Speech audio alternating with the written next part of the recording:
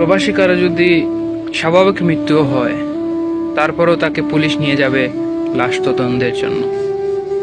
তার mobile, money bag, ঘড়ি সবকিছু নিয়ে নেবে তদন্ত করার জন্য। ওদিকে মোবাইল ফোন বন্ধ পেয়ে পরিবার আহাজারি করবে।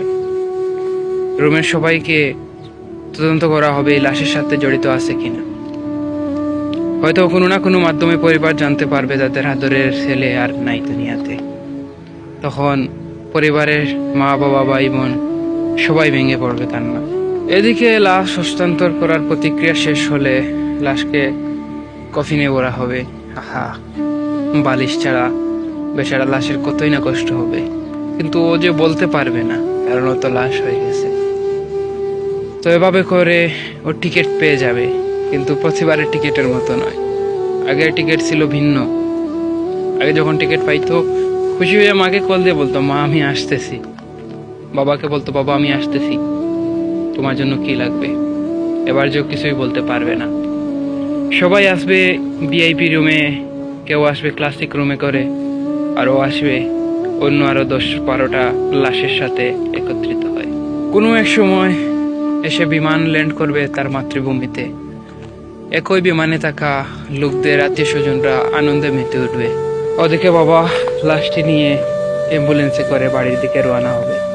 বাড়ির ঠিক পাশে আসার পরে অ্যাম্বুলেন্সের কুইক শব্দে এই বাড়ির আকাশ বাতাস ভারী হয়ে যাবে। সবাই আর্তনাদ করবে, মনের ভিতর আহাজারি।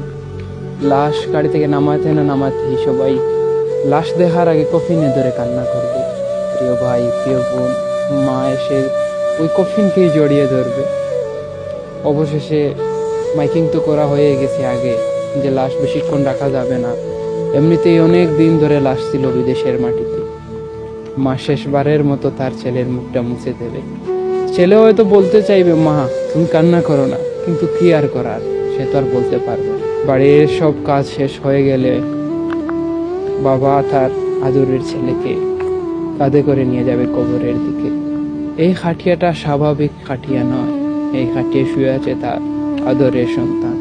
কখনো কোনো লাশ তার কাঁধে ভারী মনে, কিন্তু আজ ছেলের লাশটি এত ভারী মনে হইতেছে।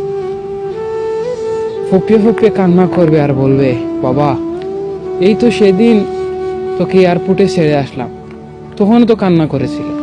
তুই বলেছিলি বাবা আমি খুব শীঘ্রই ফিরে আসবো, ফিরে তো ঠিকই আসলি। তাহলে কেন এবার বাবা বলে ডাকলি না? এবার তো তুই বাড়ির উঠোন থেকে চলে আসলি আবার সেই মাটির ঘরে। কেন বাবা আমার সাথে এত অভিমান তোর? কেন আজ তুই কথা বললি না? প্রতিবার তুই এয়ারপোর্টে আসার পর তুই কান্না করতি, এবার কেন আমাদের কান্না করালি? এভাবে করে প্রবাসীর লাশ দাফন করে দেওয়া হবে। সবাই যার যার কাজে ব্যস্ত হয়ে যাবে। হয়তো ওই প্রবাসী ছেলের রুমটা অন্য কেউ দখল করে নেবে, ওই রুমে অন্য কেউ থাকবে। বাড়ি ফেরা হলো ছেলেটির ঠিকই, কিন্তু আর নিজের ঘরে থাকা হলো না। এটাই জীবন, এভাবেই চলে যায় অনেকটি প্রাণ।